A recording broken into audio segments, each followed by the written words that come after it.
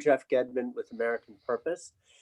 There's lots in the news, and we do know that the Biden administration will tend to the China portfolio as a big challenge in U.S. foreign policy. Well, we thought it would be interesting to hear from a leading expert in Japan. We hear a lot from Americans talking to Americans about what American foreign policy should be and look like, but Japan is strategically so important, and there's so much knowledge and expertise and experience to tap into. We have a fabulous conversation partner, and we have a wonderful moderator. So to you, Yoshi, thank you very much for making yourself available Friday morning, Japan. And Michael Mandelbaum, who is an editorial board member of American Purpose and is known to all of you as a distinguished academic, scholar, writer of books, and he's done his fair share of thinking about Japan, including recently, the last couple of years or so. So Michael, thank you for agreeing to moderate. We're going to turn it over to you. You'll lead a conversation, or you'll pose questions or be in conversation with our esteemed colleague in Tokyo. And then at some point, if I can assist, you'll turn to me and we'll call on people to join the discussion. Michael, thanks very much. Thank you, Jeff. Thank you, Professor Soeya, for being available for this conversation, and thanks to all who are joining in. Let me start with a broad central question. Bearing in mind that officials and people in general in Japan are not of a single mind about China, as they're not of a single mind about anything, could you give us your general sense of the Japanese view of China, of the threats that it may pose to Japan, to Asia, to the United States, and to the world? Well, yeah, I should start with words of thanks to Jeff and other people of American Purpose. Well, the question is, of course, as you said, there is no single voice, and there is a sort of division among policymakers and as well as intellectuals concerning the issue of China. But there are different aspects. But one aspect that I'm concerned about is a division over so-called strategies vis-a-vis China. And that said, I think there is a reasonable consensus among many observers and thinkers as to the nature of the threat or concern coming from China. I mean, domestically, monopoly of power, it's more than, authoritarian. I mean, in terms of the nature of Xi Jinping's, political control over every aspect of Chinese life. And as to the external dimension, I think as to this point, I mean, not only Japan, but most of the countries in Asia alongside the border of China is, of course, concerned about Chinese sort of rising even ideology or reminiscent of so-called Sinocentrism. That is, as China became powerful, it is sort of natural for China to again come back to the traditional place where it used to be, that is the center of Asia. And so Chinese external assertiveness, I think, is essentially, deep-rooted from this particular sort of, psychology of the Chinese people, not only the leaders, but most of the populace, I would say. So all of us are faced with, the kind of increasing sort of Chinese sort of, power influence, and as it becomes powerful. And so this is a common agenda for almost everybody, and including, I think, Japanese, of course. And in terms of this, fundamental nature of the China problem, particularly in Asia, as China trying to come back to the center of Asia, I think this is commonly felt. And but how to cope with such China? I mean, there are differences, and and the biggest and central voice that we hear from our power center, politics, the government, and even Prime Minister's office, and influential, political players, is first of all, deterrence is important, and that's where and how alliance with the United States comes in as the most fundamental premise of Japan's so-called China strategy. And this is a general sort of argument. And when it comes to specifics, I think the majority of policymakers essentially talk about Senkaku Islands. And so China threat is often associated with, the Chinese sort of, intrusion into Senkaku waters, and even analysts, responsible and realistic analysts tend to say, as if China had a plan to take it over anytime soon. And and so this threat about Senkaku often gets too exaggerated from my point of view, too generalized, too easily. And so this sort of, I think this is overall, atmosphere in Japan. And so maybe I should stop here as to the first question. Yeah. Thank you. As everyone knows, we now have a new administration in Washington, a day old, a little more than a day old, trying to decide on its policies on a whole range of issues, including China. So my question is, what kind of American policy toward China do you think Japan would prefer? And what kind of American policy toward China do you think Japanese people or Japanese officials, what kind of policy do they expect? What would they like to see, and what do they expect to see?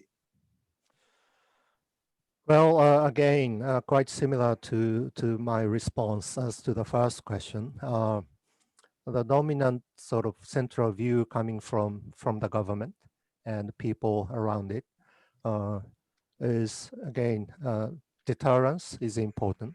Therefore, U.S. should play that role, and many of them, if not all, of course, used to argue that they preferred President Trump over President Biden, precisely because of their perception that Trump's China policy would be beneficial to Japan. And there are uncertainties as to Biden's, China policy. So this kind of rather simplistic, somewhat superficial, observation of Trump approach toward China, I think, was quite widely held among a group of conservative politicians, so to speak. And as to the specific issue, defense of Senkaku, once again, is always mentioned by those people.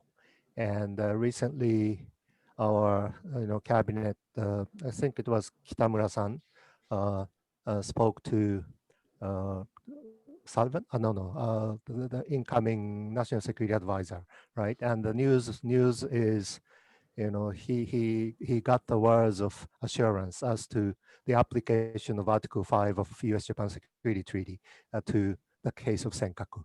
And so this has always occupied kind of the minds of Japanese security planners in the government.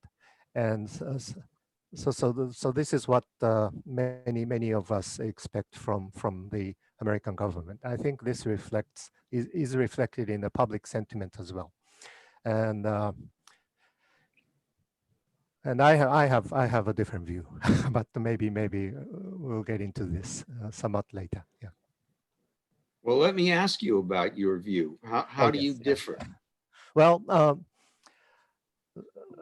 I tend to look at somewhat dominant, perceptions and sentiments among the Japanese, including, populace as well as central, decision makers, is that too much preoccupation with China threat as a sort of immediate possibility obscures. I mean, is a huge kind of block or huge obstacle to what I consider to be more,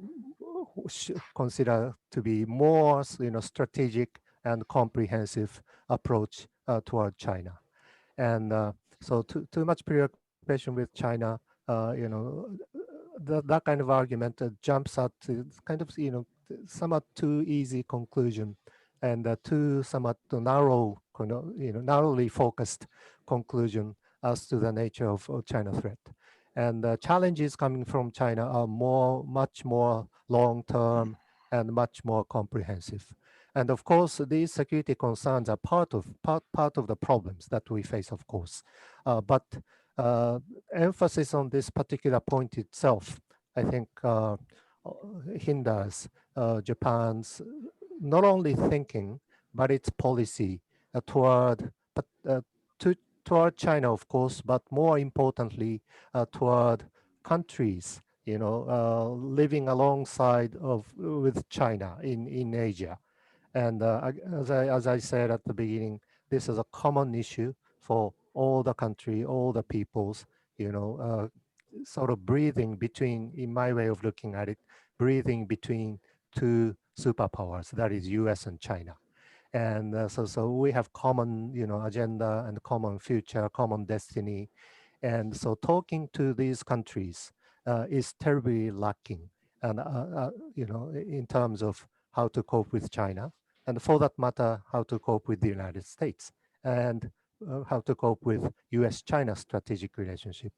And so this more comprehensive way of looking at the challenges coming from China and the strategy and the important element in this strategy should be to talk to and construct workable relationships with the countries in Asia who share the same problem at the age of the rise of China. And so this somewhat to narrowly focused threat perception and the kind of remedy coming from this, and so if this is the thinking mode, I think conclusion is too obvious. That is, alliance is important. U.S. is important. U.S. should play an important role in balancing China, and Japan will help the U.S. and work with the U.S. And these are the discourses that we hear almost every day, and not much else. And so this, so this much else part, I think, is important for Japan's sort of regional and China strategy. China has a number of territorial claims in Asia that are contested by other countries. The biggest being the so-called 9-dashed line in the Western Pacific. The one that most directly affects Japan, which you mentioned, is the Senkakus. I want to ask you about Japan's view of a third territorial claim, namely Taiwan. What is the Japanese view of the importance of Taiwan? Does Japan expect at some point in the next few years an actual military confrontation in the Taiwan Strait? What, if there is one, would Japan want and expect the United States to do? And what, if anything, would Japan be prepared to do in that case? Those are a lot of questions, but generally speaking, what are your thoughts on the Taiwan issue? Well,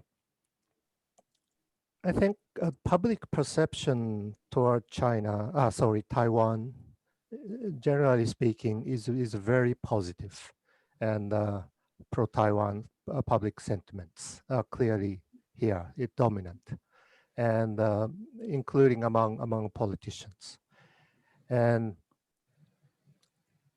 But when it comes to the hard security dimension that you asked about, I don't think there is much thinking, among general people, and their natural response would be, if there is a crisis, of course, Japan should be on the side of Taiwan and the U.S. I would assume that would be the natural response coming from the general public. But among security experts, increasingly, there is a rising concern about the Chinese sort of plan and what they look at as a long-term plan to so-called recover Taiwan. This should be part of the Chinese dream.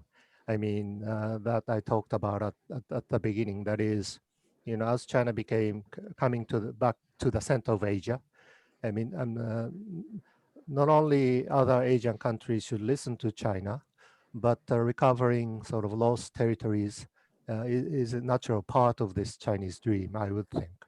And so in that context, Chinese approach toward Taiwan is of a serious concern. And there is a discourse among some Chinese experts. I haven't seen this proved by some detailed research, but there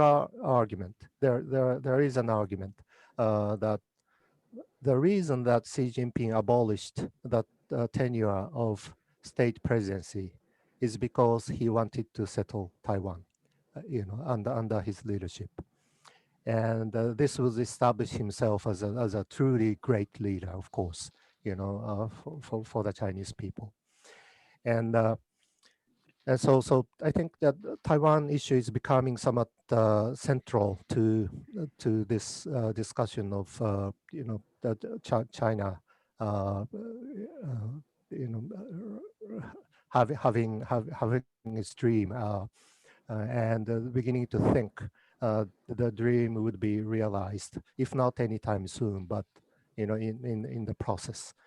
And if you take this Taiwan dimension as such, again, this is just one way of looking at the situation. I mean, the way they dealt with the Hong Kong issue, this may lead to, in their calculation, long-term calculation, this may lead to Taiwan, in their much bigger sort of picture. And if they cannot handle Hong Kong, of course, they cannot handle Taiwan. And of course, what they did is very detrimental, I would think, to eventual Chinese dream, because but the Chinese thinking should be different. No matter what, if China, insists on something, this should be achieved. And in case of Hong Kong, of course, in their own way, Chinese way, and so internationally, this damages Chinese image, and I think eventually a Chinese plan. But China doesn't think that way. It seems like, and so in that sense, Taiwan issue is becoming increasingly important. But another important point here is this is not something urgent necessarily, militarily speaking. And Chinese military, modernization, of course, they should be able to fight. Their military should be able to fight and win. But using the military means is the last resort, I think, in the Chinese thinking. And so getting political purposes, achieve political purposes without, using physical means. And I think that is of course traditional Chinese way of thinking, and I think that's the case with the current Chinese leadership, I would think. So, but in order to achieve political things without fighting, they should have credible military power, and I think that's what they are doing in terms of military planning. So purpose of the planning is, of course, militarily speaking, is to win and chase Americans out of the region, and but using it is the last option. So this is a very delicate and very difficult and a truly strategic, I think, situation that we have to face and we are facing. And so there is no easy answer, of course, but I think one thing for sure is that we will continue to face such Chinese, challenges with Taiwan as one of the focal points, security-wise. And I think this is how Americans. I would like to listen to other experts, of course, but how America is beginning to think about China in a new context or somewhat similarly as before, and how Biden is going to face it. And it's a huge issue. It's a common issue, of course, between Japan and the US. Well, let me ask you one more question before we open the floor to other participants. And this question has to do with the economic dimension of China policy. All countries in Asia have important economic relations with China, not least of them Japan. And the United States has important economic relations with China. Do you think that it may be possible for other countries in Asia and the United States to consider trying in some circumstances to impose economic sanctions on China, either in response to Chinese violations of international economic norms, such as the theft of intellectual property, or even in response to political and military initiatives China may take that China's neighbors and the United States and perhaps even the Europeans disapprove of, but do not want to take military action in response. In other words, is there potentially, through cooperation, some economic leverage on China? Well, here from as I try to read Chinese calculus, I think they are somewhat making distinction between these rule-based institutions in a global setting, which are primarily led by advanced liberal democracies, so European countries and the United States and others, and Japan included maybe. And on the one hand, and on the other, kind of rule-based frameworks among Asian nations. And this is where RCEP comes in. Its rules are less, principled as compared to more advanced, global institutions. And so Chinese game with us is to argue perhaps that we are also abiding by rules, and under the agreed multilateral settings in Asia. And I think this is the sentiment which Xi Jinping may have had, perhaps, when he said China may consider getting into TPP 11. And of course, uh, it's an American strategy in a way, but more essentially, I mean, Chinese strategy to deal with the growing kind of international arguments that China rule breakers and rule-based order is important and so forth. And these elements are obviously in the Japanese government assertion of, free and open Indo-Pacific, strategy. And so economic dimension, I think it's really, of course, complex. And one complexity has to do with this, China, in a way, strategically, they are facing this challenge coming from outside of China and trying to respond in a certain way and argue that we are also, trying to create sort of rule-based order. And and of course, the other complexity comes from, other aspect of complexity comes from, of course, the economic realities. Almost all, Asian countries, not only Asia, but many now in the world, they are deeply, connected in many ways with the Chinese economic sort of, realities. And I think that is reflected in the Japanese government approach, from the Abe administration period. I mean, security-wise, China threat, dominates their thinking. But at the same time, they are trying to, build certain extent of stable economic relations with China.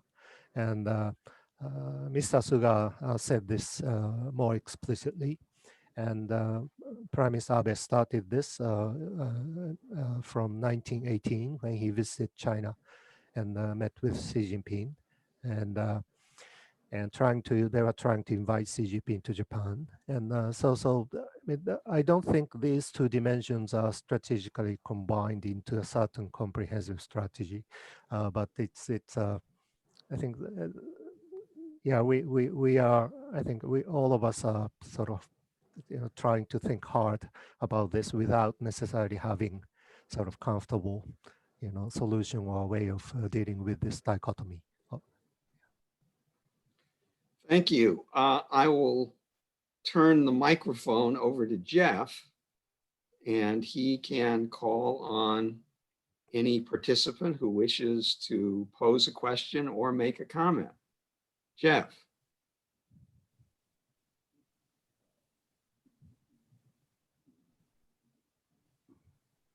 He's sleeping.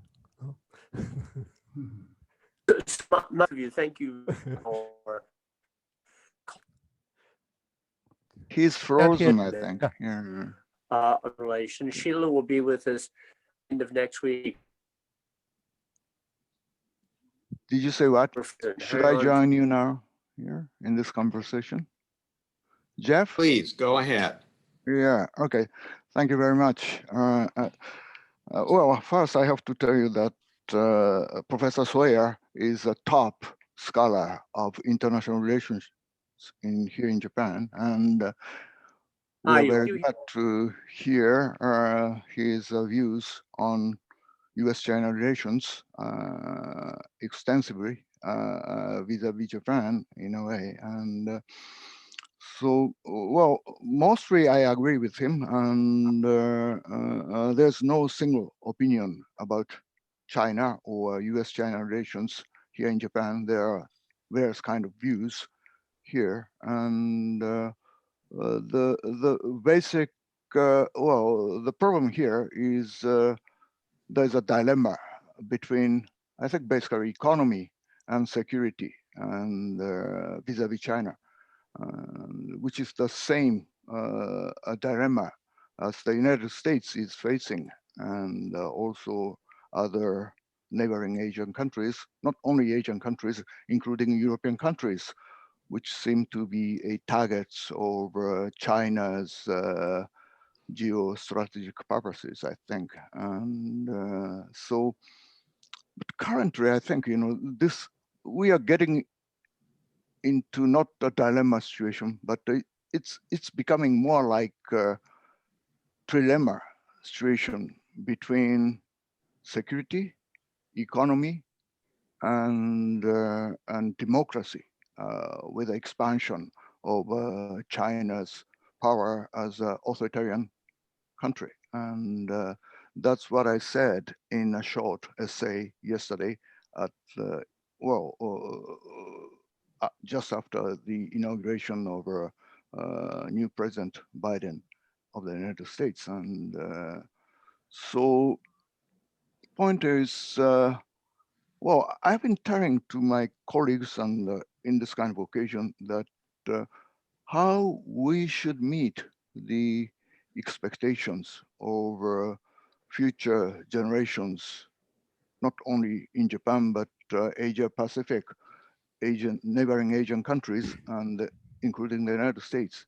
And particularly, how should we meet a expectations of a young generation of Hong Kong and Taiwan, who have been, well, asking for a protection over China's authoritarian power. And since, well, in the case of Taiwan, we saw this, well, the Sunflower Movement more than a decade ago, and we are now seeing the difficulties a Hong Kong young people are facing. So, well, this is a kind of urgent matter vis-a-vis Hong Kong, I think, and how we could help them. And so it's a well, it's a three-dimensional thing now: economy and security, and this democracy issue, which is getting bigger and bigger, I think. So, well, if I may ask a question to Professor Soeya, what kind of framework of thinking we need? It's not, well, concrete strategies, but kind of a thinking framework we need to sort this kind of trilemma type of difficulties we are facing now. So that's a kind of question I'd like to pose to Professor Soeya now. Yeah. Professor Soeya, the Should I floor say, is yeah. yours. I mean, that's a fundamental, dilemma or trilemma. So normally there is no way out. And well, but I think, yeah, as I was listening to Aida-san, this is in a way a sort of a traditional way of looking at the three dimensions of, international relations and elements of power, interest, and values. And because of the rise of China, if there is congruence of some, if there is comfortable kind of congruence among the three, I mean, world would be stable and safe, and then we are all happy. But maybe the one fundamental problem coming from the rise of China is because of the increasing power influence of China. This trilemma is becoming more and more explicit, perhaps. And Professor Mandelberg asked the question a moment ago if economic sanctions would be usable or meaningful vis-a-vis Chinese assertiveness in the power dimension or in the value dimension.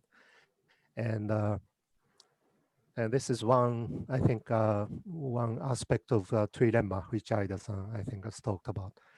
And if there is no comfortable solution out of this, trilemma, then one thing which theoretically is needed is we have to be able to, put up with some kind of negative, negative repercussions.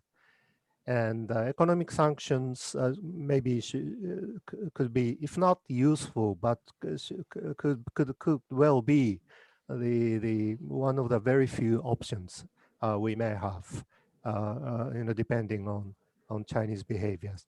But this involves, of course, cost on our part. China is certainly going to retaliate, and we can see that.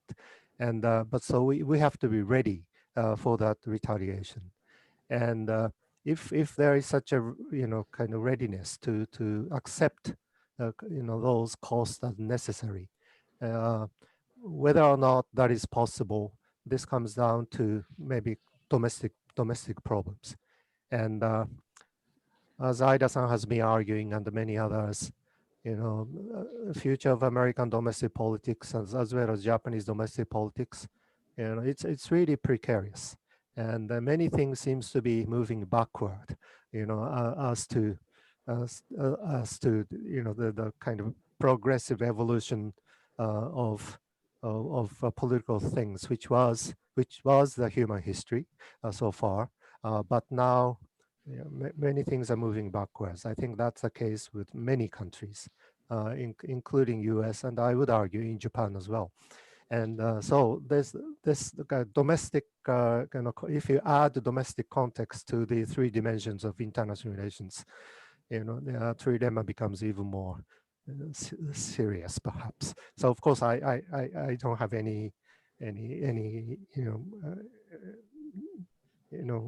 quick answer or solution, of course, but one thing which occurred to me was, the costs, there will be cost in facing this trilemma, and whether or not we should be able to, take that cost. And that may be one aspect which we have to think about in the real world, perhaps.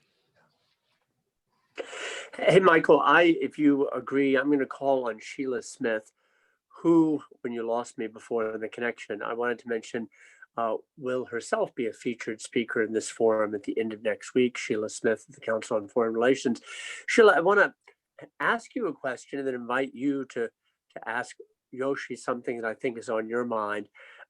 Right before our elections in November, I had an American conservative strategist say to me, we now must pursue hard decoupling with China.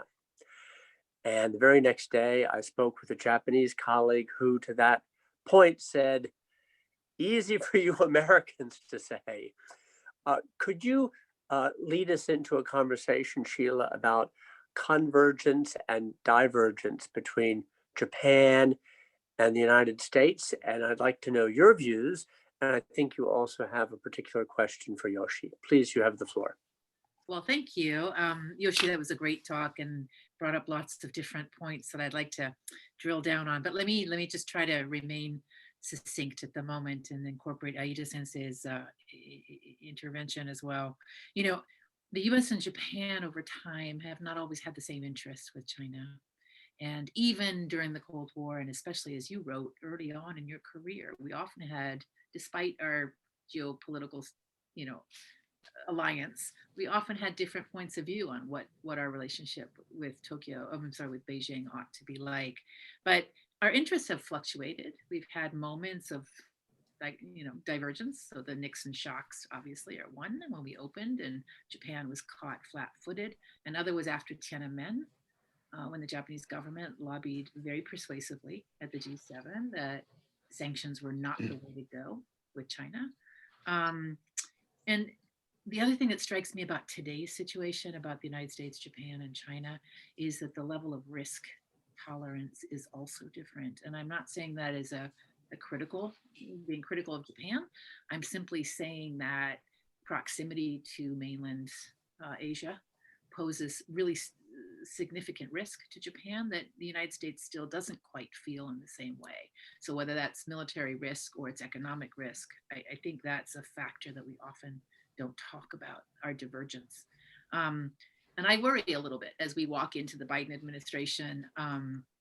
I suspect, given the people that are coming in, that we'll get a bit of a Indo-Pacific strategy, a pivot point 2.0, if you will, in which we'll take our cues a little bit from Japan. And so that regional framing, I think you were suggesting, that regional framing may actually be the US policy. And I was wondering how you feel about that. So 2 questions, if I can be more specific, is how do you balance the risk and the differences? How do you see those differences between the United States and Japan in terms of how we deal both hard power and economic power with China? And second, is the Indo-Pacific framing going to save us or save the relationship, the US-Japan alliance? Can that paper over or at least help merge our different interests here?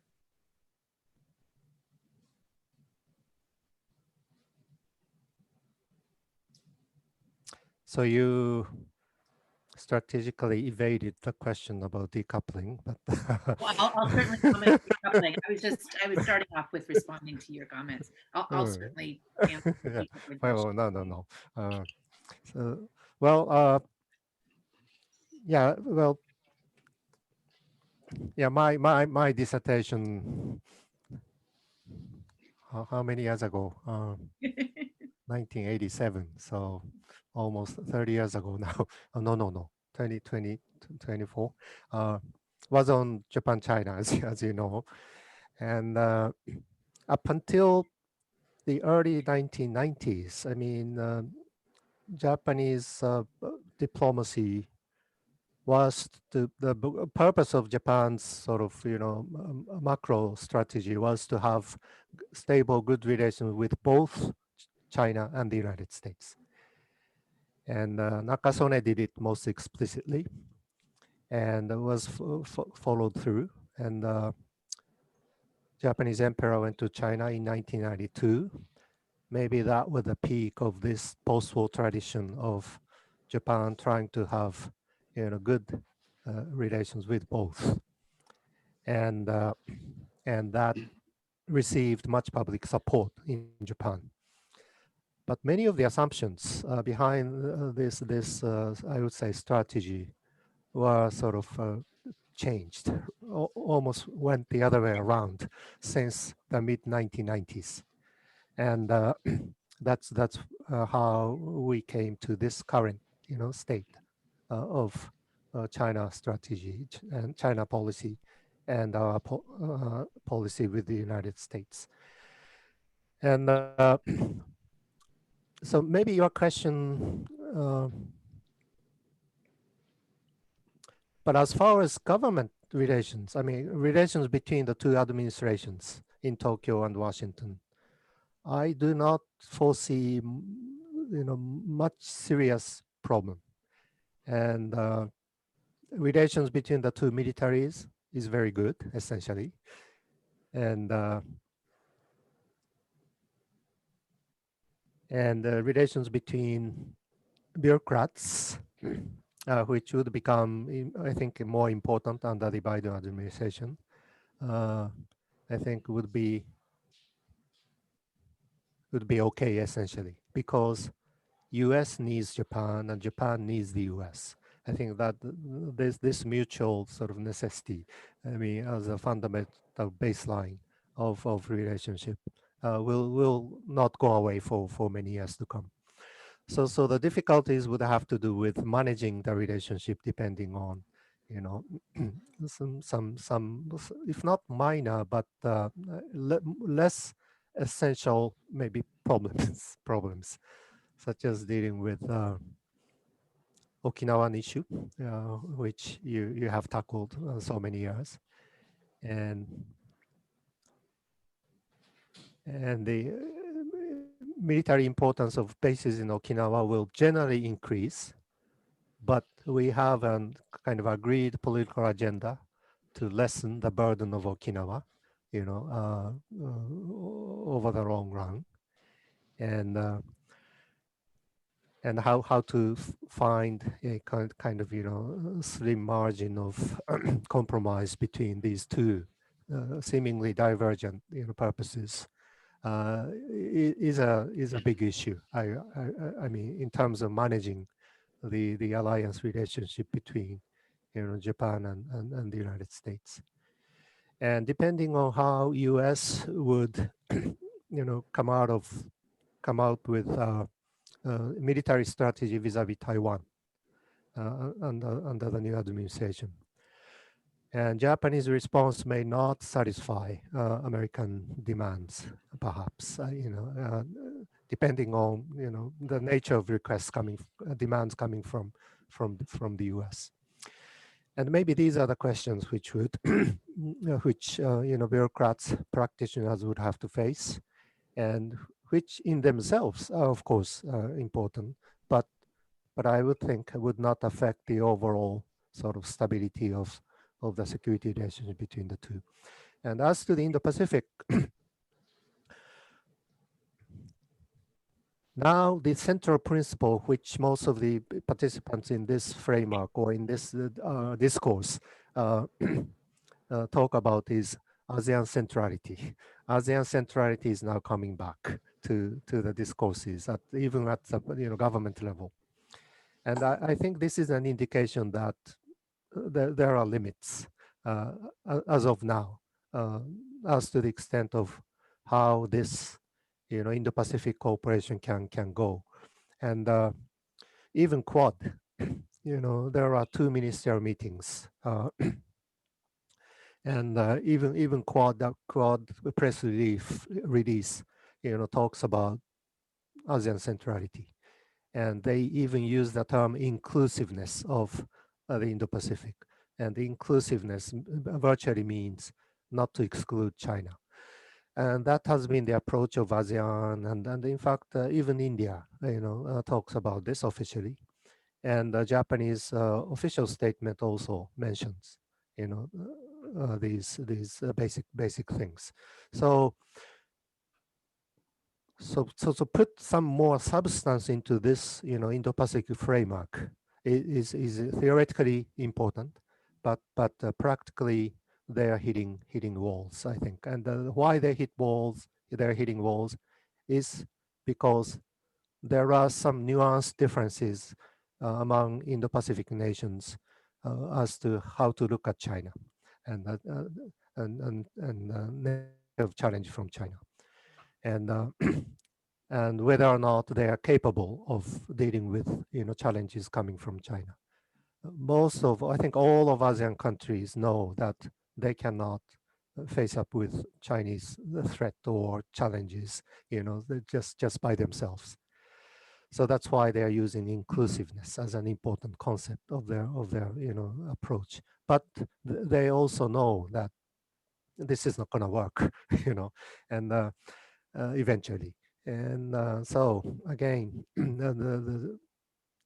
as to this, regional things, there are difficulties, and just like we all have difficulties domestically. And my argument, as you know, is Japan's somewhat strategic focus should be placed on building workable relations with these Asian countries, and which is terribly lacking. And in terms of Japanese diplomacy, and in terms of Asian regional sort of order building process. And this is too easy analogy, but at the time of the intensifying U.S.-Soviet confrontation after the end of the World War II, I mean, this U.S.-Soviet Cold War structure pushed the European countries, to cooperate and build kind of regional institutions. And I think the same structure pressure is here. I think, because of U.S.-China, confrontation and rivalry.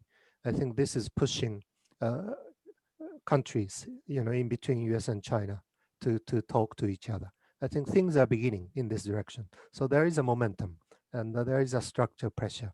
So Japan should take a lead, I would argue, in sort of, realizing, I mean, these potential sort of momentum into kind of actual policy process. And I hope US would not take it as Japan moving away, from the US as it used to do, in the 90s. And as you said, Biden may encourage this, right? And if that's the case, I mean, that is a welcome thing. Yeah. So Sheila and Yoshi, thank you for that. We are now 7 minutes before close. And Michael, based on what I've just heard, I want to ask you a question and then invite you to ask a final question or invite our guest of honor for a final comment. Michael, what are your concerns about U.S. domestic politics? So indeed, our foreign policy is not made by strategists and bureaucrats and practitioners alone. We are in a moment of significant polarization, and we hope that President Biden will mend, heal, and overcome some of the divisions, but both on left and most definitively, I would say, on the right and in the Republican Party, there's still an impulse to populism, and that does not always align with careful calculations in foreign policy and good strategy, I would say. What are your concerns going forward about how the China debate plays out in Washington? Very good question. I am struck by how relatively little polarization there is on the China issue. The Trump administration made a tougher policy toward China its signature foreign policy insofar as it had one. And what was noteworthy was that nobody really objected. Even the Europeans didn't make a fuss. And now the senior officials of the new administration, insofar as they've said anything about China, have adopted the same tone, if not necessarily the same line, as the Trump people. So if there's one issue that seems to have the potential to unite right and left, it's China. And China is also a populist issue in that the Chinese stand accused of stealing American jobs. So an anti-Chinese policy has the potential to bring in a very broad coalition within the United States in a way that policies in other regions may not. Now, having said that, what strikes me about the Trump China policy is that it consisted of one attitude, that is, China is not our friend, China is a revisionist power, engagement with China is not going to make it liberal, democratic, and peaceful, for which I think there is now a consensus, but also one very narrowly targeted and I think not particularly good policy, and that is an obsession with the bilateral trade deficit, which any economist will tell you is not a very interesting statistic. So the Trump administration didn't propose a strategy for China. It said China is bad, it's dangerous. It didn't have much to say about what to do about it, including the Pompeo white paper, which goes into great detail. Seems to me that American policy toward China has to be multilateral to be effective. The United States has to be part of a coalition that includes the other Asian countries and Europe where possible. And that is so for two reasons. One is that's the way you get leverage. And in any adversarial relationship, you want to maximize your leverage, and the United States maximizes its leverage to the extent that it has other countries with it. The second point, which I think may need emphasis, is that contrary to what some of the rhetoric of the Trump administration seemed to suggest, American policy toward China should not be, and I think in its best sense is not, a contest to see who will be number one, who will be the champion of the world, who will occupy the peak of global power. America's interest, properly understood, is to have the kind of world, and thus the kind of Asia, where norms in which Americans believe and in which other Asians believe, especially Japanese, predominate and prevail. And to the extent that China does not observe those norms and wants to challenge and overturn those norms, it does become a problem. But all that means that in order to be effective, American policy in China, in Asia, has to be multilateral, has to be part of a broad coalition, and the central axis of that coalition is the Japanese-American relationship, which means that the United States and Japan are going to have to decide on what their common policy, insofar as it can be a common policy, toward China will be. And I think given the things that we've heard, despite the goodwill and generally similar orientation in both countries, it's not necessarily going to be easy to come to a meeting of the minds on specifics. Michael, thank you. That was extremely helpful. That's going to be the penultimate word. Yoshi, I'm going to turn to you for a final word, and I'm going to change the subject. Ready? I'm going to ask you if you would, could you tell us what you're reading these days? Or could you tell us, if you looked over the last year, was there this or that one or two books that you were taken by in this general realm that you would recommend to us in Japanese language or available to us non-Japanese readers and speakers in English?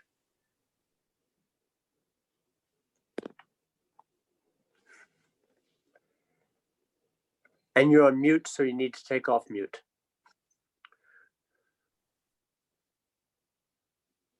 Perfect. Yeah, that is a the most difficult question that I got in the past 1 hour. And since I retired in April last year, I took it easy this year. And much of my reading has to do with my next book project, which is to look at transformation of domestic and foreign policies of Japan in the 1990s. I think many things really crossed, from the Cold War period to post Cold War period, over the China issue, as I said, and the history question, constitutional debate, Japan-Korea relations, and the many things. And so my hypothesis is there are important sort of structural transformation of both domestic and external context of Japan in the 1990s, which led to today. And so out of those readings, I just glanced over this previously, but I read it very extensively. This time was the memoir by Okamoto Yukio, who unfortunately passed away because of corona. So this was basically about the 1990s, and this is the interview format, but very deep insights, how to look at many things. And what else? Sheila Smith's Intimate Rivals in my bookshelf, but this was a few years ago. And she has more recent book on, and Sheila's book on Japan's defense, policy, and Andrew Orr's book on security. These were two of my recent readings. And what else? Yeah, Ezra Vogel's Dan Xiaoping. I have a book, but I haven't read it, and I would like to do that. And again, unfortunately, he also passed away recently, and so I don't know if this is useful, but it is useful. I do want to note that you told us that you've taken some time off to work on your next book project. Which is... Yeah. So my main thing is to learn housework. and we live with two old parents. So both of them are over 90, and my wife is taking good care of themselves, but which means I have to do some other things, and so yeah, that occupies most of my time, the majority of my time, to be frank. And Well, yeah. that's all fair and a very important part of life, as we all know on the Yeah. Zoom discussion. So listen, I want to thank everybody for taking time. What a fabulous hour spent. Michael, Well, what a pleasure that you guide us through this. And Yoshi, you're a prize and a treasure that you spent this hour with us. And Hiro and Michelle and Sheila and everybody else on the line, Craig, thank you so much. Good morning and good day in yeah. Tokyo. And everybody here on the East Coast of the United States or in the United States, have a nice evening. Thank you all Yeah. very much. Yeah, thank you. Thank you for giving me this opportunity. Yeah, it was really good. Yeah. Great pleasure. Okay. Thank you Yeah. all. Bye-bye. Bye now.